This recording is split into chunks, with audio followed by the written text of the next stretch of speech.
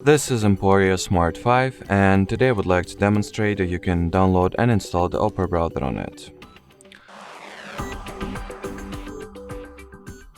So to start, make sure that your phone is connected to Wi-Fi, then launch the Play Store, sign into your Google account or Gmail account if you haven't already, then at the search bar, you gotta type in Opera. Once the needed app is found, open its app page and tap the install button in order to start the app download and install process. Now you can go ahead and launch it. While opening Opera for the first time, it is required that you undergo a simple yet necessary setup procedure.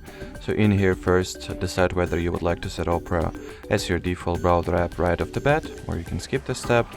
As well as at this page, you can either customize the permissions and all the privacy preferences that Opera will be granted with an access to, or simply allow everything that it asks for and start using the browser already. So that would be it for this video, guys. Thanks for watching, and bye bye.